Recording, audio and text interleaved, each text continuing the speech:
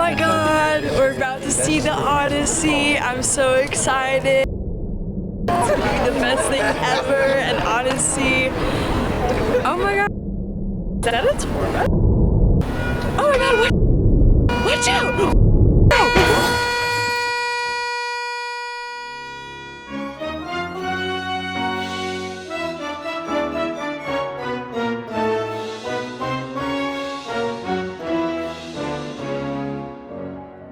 Oof, what a way to go. Flattened by a double-decker tour bus at 1 a.m. right outside the Chinese theater on opening night of Christopher Nolan's The Odyssey. I don't envy you, my friend, and I'm afraid they're gonna have to go closed casket. You don't have a head anymore, but hey, I've seen worse. Once knew a guy who found out he'd been sleeping with his own mother. Yeah, they had children and everything. Just horrific. Gouged out his eyes with his own bare hands and had to go on living too. But he was a lovely man despite it all. Great at riddles. But I digress. I always digress. You know, we've met before. Of course you wouldn't remember, but I came to you in a dream when you were 10. I saw great potential in your future. You could be a president or a movie star or both. I really mean it too, but there was danger. Great, terrible danger awaiting you. I told you then and there, stay away from Christopher Nolan. But you didn't listen, did you? I guess I knew you wouldn't. That's human nature, isn't it? We always do the last thing we should. I pity you, really. Your life was so short, so empty. You didn't even get to watch your little movie. What a shame. Although, from what I hear, you weren't missing much. I mean, Matt Damon? Seriously? You should see Odysseus. The real one. Not a Matt Damon type, I'll tell you that much. I would introduce you to him, but he's sort of MIA right now. No one in the underworld can seem to find him. Not even Dread Persephone herself. Weird, right? Perhaps he found a way to escape. He'd be the first, but shit, knowing him, I wouldn't really be surprised, or maybe he's just hiding somewhere. Who knows? Anyway, the man himself might not be here, but I can give you the next best thing. Why don't I introduce you to a couple of his friends?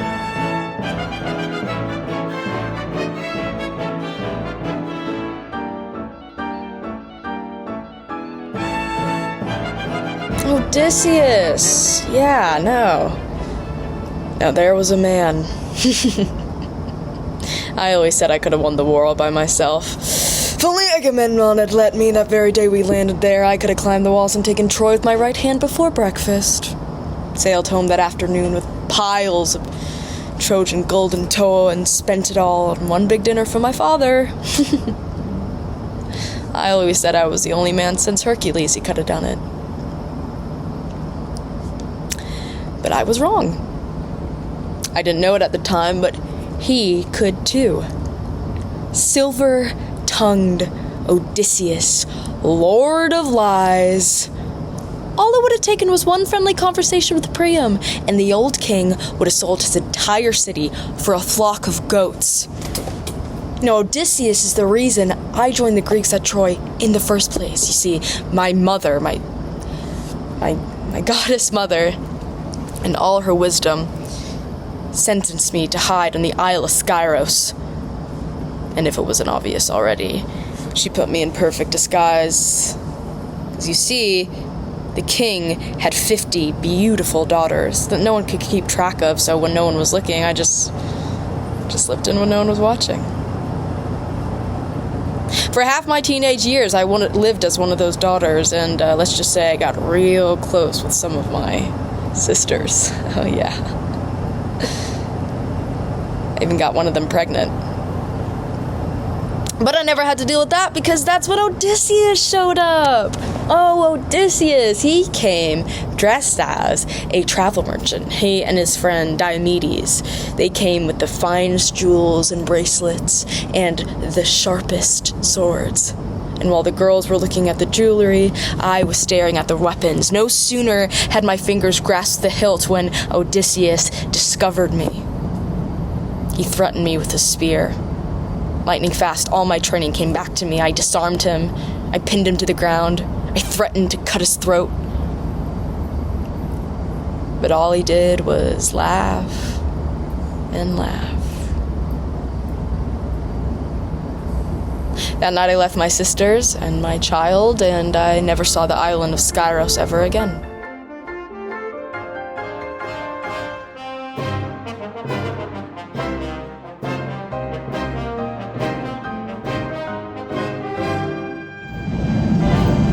Odysseus? My father. I never really knew him growing up. He left to fight in the war the day I was born, and he didn't come back for 20 years, but every day I'd hear his name 100 times. All the men in Ithaca flocked to our house to try and take his place as my mother's new husband, but she was loyal, even when everyone was telling her that my father was dead. I didn't understand this then, but she and I shared a sacred duty. A duty to ensure that my father's house remained just that. His house. Despite whatever anyone might try and do to take it from him. And my Zeus, did they try. It got bad. At the end, the suitors were planning to kill me and take my mother by force. God, I hated them so much. But even more, I hated the women, our servants, who abandoned their duty and slept with the suitors. I mean, with my mother, the very model of loyalty, right there, for example. They still chose to disobey their master just because he was absent. And when my father did come back, and oh, boy did he come back, I told him everything that had gone on beneath his roof while he was away. But he wasn't angry. All he did was laugh and laugh. He gave me some length of rope from his ship, and he told me to hang all the servant women who were disloyal. It took 4 hours to string them all up. But once the gallows were ready, and all those women were choking to death like birds in a trap, I felt a pride that I had never felt before. Now, I don't really think my father minded what those women did. Instead, I think he let me do that for my own sake. To show me what it means to be a man.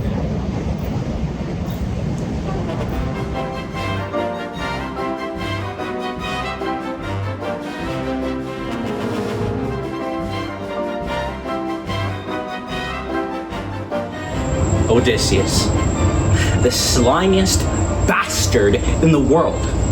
You know, he pushed me in a well. Yeah, he and his friend Diomedes told me there was gold at the bottom. Of course, I didn't believe them. But what a stupid lie, right?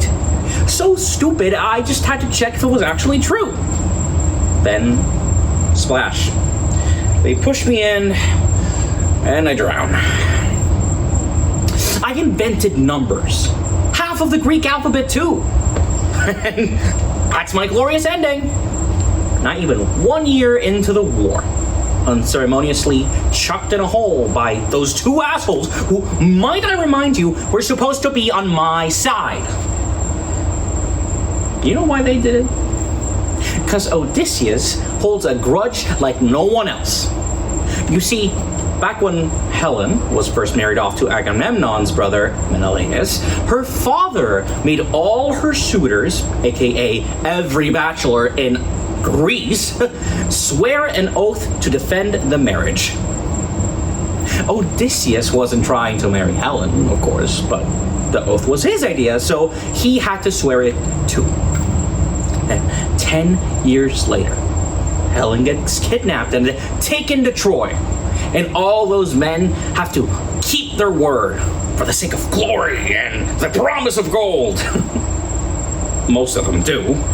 But when everyone else meets up at Aulis, Odysseus is nowhere to be found. So Agamemnon sends me off to Ithaca to find him. After all, I was the wisest of the Greeks. If anyone could outwit the Lord of the Lies, it was me. But what do I find when I show up at Odysseus' door? He's gone mad, of course. His house is a mess. His wife in tears trying to console their newborn son. And in the fields, Odysseus is salting the crops. He refuses to say anything other than gibberish. He raves and rambles, but I don't believe it for a second. I ask his wife if I can hold the baby, and when she hands it over, I tell Odysseus I'm going to stab it with my knife unless he drops the act.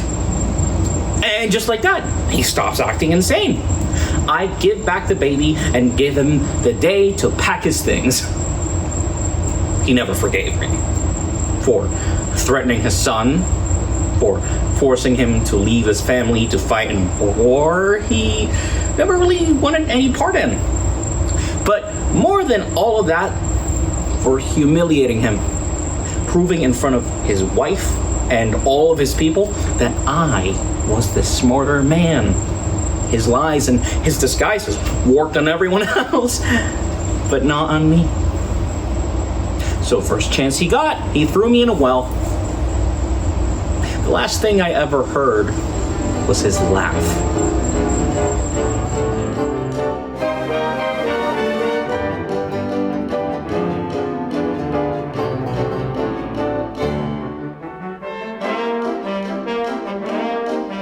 Odysseus.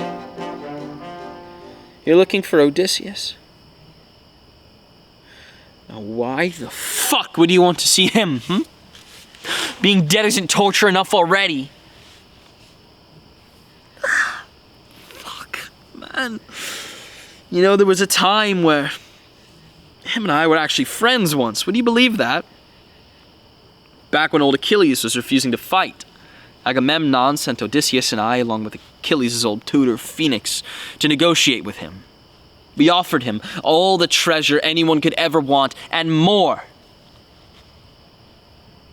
But Achilles wasn't satisfied. After what Agamemnon had done to offend him, there was simply no way to make amends. And Achilles said the only reason he wasn't already sailing back home was because he wanted to watch us die en masse without his help. We were about to head back and break the news to Agamemnon when Odysseus had an idea. That look. That horrible, self-satisfied look of glimmering genius shone behind his eyes, and Odysseus made a new offer. If Achilles returned to battle, Odysseus would help him overthrow Agamemnon, making him the new commander of the Greeks. Achilles laughed and laughed. It was the first time since his argument with Agamemnon that I'd seen him genuinely amused. And I wanted to yell at them for being disloyal, but honestly, I couldn't say I wouldn't prefer Achilles as a leader. We stayed up until dawn in his tent. Odysseus, Phoenix, Achilles, sweet, gentle Patroclus and I, plotting our coup. Of course, we never actually went through with it, but for one night, it was sweet to imagine a future where everything could be a little simpler. And then the fucker had to go and stab me in the back. After Achilles died, the Greeks had a quarrel to see who would inherit his armor. But no one could match or measure up to the great skill of the greatest hero of our generation. But eventually, it was me and Odysseus left. They set up a jury of Trojan prisoners and had us each argue our case. Obviously, I deserved the armor. While Odysseus was scheming and sneaking around, I was on the front lines, cutting down Trojans and defending my men with my great 7-layer shield. When Odysseus was running from the battle, I was running into it. If Achilles was one thing, he was brave. So who among the bravest of his men deserved the armor? I stated these points eloquently. And the jury seemed to favor me. But then Odysseus opened his mouth and I knew I never stood a chance. He spun this story of fine purple thread where he was the sole mastermind behind every Greek success and painted me to be some mindless, mere soldier.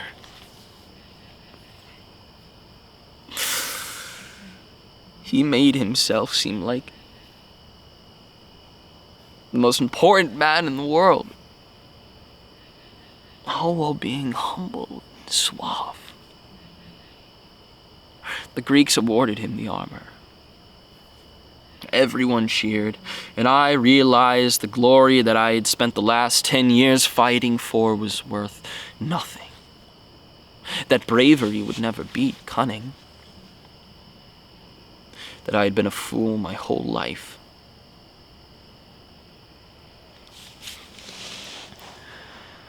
I killed myself that night.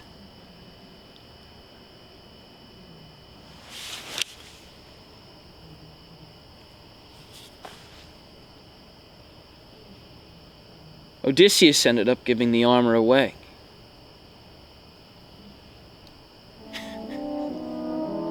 He said it was too small for him.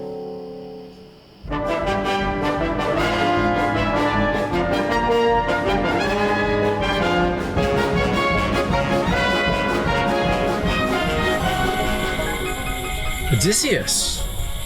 Oh, what can I say? There's just no one else like him. You know, I've had a hell of a career. I led the Epigony against Thebes and found glory where our fathers found defeat. In the Trojan War, I fought Ares hand to hand and drew the blood of Aphrodite herself. But there is nothing I'm more proud of than the work I did alongside Odysseus. We discovered Achilles on Skyros. We outwitted Palamedes. We snuck out one night and slaughtered King Rhesus in his sleep. We took the head of Dolon, we stole the Palladium, we recovered Philoctetes, and recruited Neoptolemus. And in the end, we found a way to win the war. Well, he was the one who came up with the plan, but I was the one who suggested that we make the horse a foot too tall to wheel inside the Scaean gate. That way, if the Trojans believed our story, and they most certainly did, they'd have to knock down the wall in order to get the horse inside. We made a perfect team. And he only tried to kill me once. Yeah. We were in the city sneaking out the Palladium.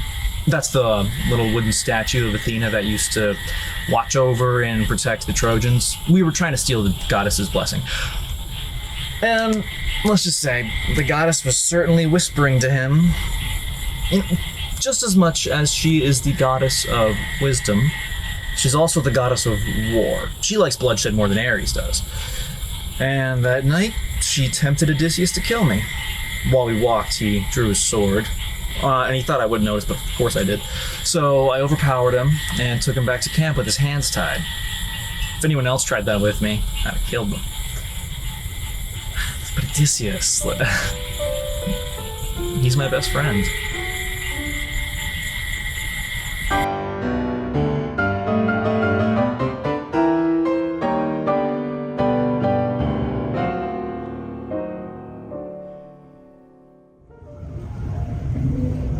Odysseus? He was there when I was just a little girl looking for a husband. He told my father he knew a way to keep me safe. How could he have known the consequences of his plan?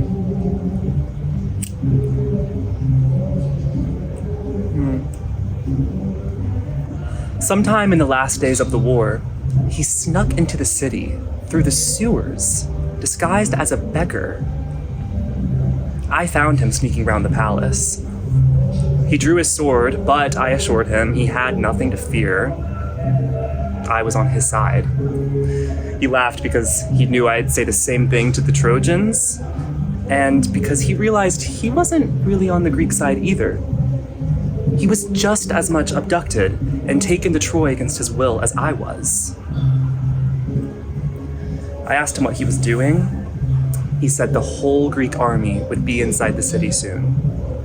He was just scouting it out to better organize the sack. I asked him how he planned to get inside without Ajax and Achilles and Palamedes after 10 years of failure after failure. What made him think that now they'd suddenly be capable of breaking down the Sea Gate? And then he said to me, "There's always another way in." "There's always another way in." He vanished into the night, but I took what he said to heart. I was so afraid back then that when the Greeks finally took Troy and I would be rescued after all these years, my husband would never forgive me for running off with Paris and dragging everyone into this never-ending war. Of course, that's not exactly what happened, but rumor, the most fearsome goddess of all, spreads truth and falsehood just the same. Anyways, by that time, Paris had died, and the Trojans had given me to Diomedes. They called it marriage. He was even less my husband than Paris. There was nothing wrong with him, per se. He was just a man. And of course he wanted to marry me, everyone did.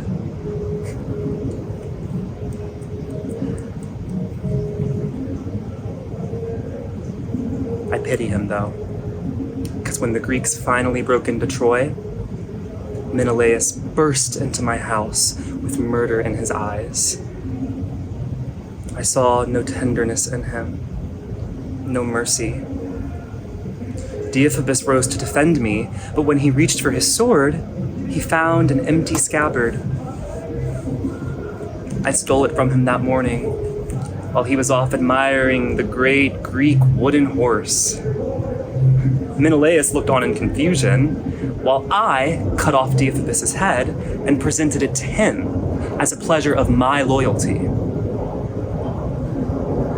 His anger melted away, and that old, sweet love that once made him marry me all those years ago at last returned to his face.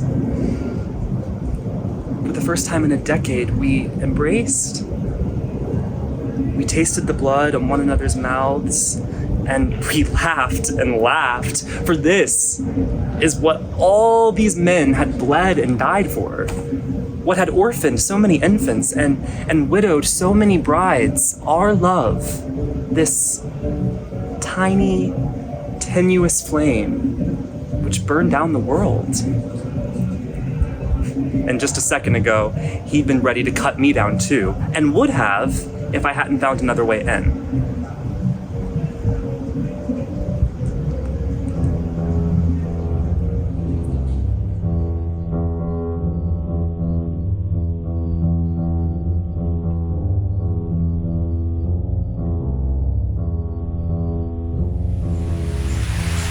It's happening again. I've been dreaming of birds. The great eagle that killed my geese all those years ago has flown away, and now there are no birds left in my house. The mad honking and the cruel screeching laughs now both reduced to silence. And I sleep alone in a bed he carved from a tree.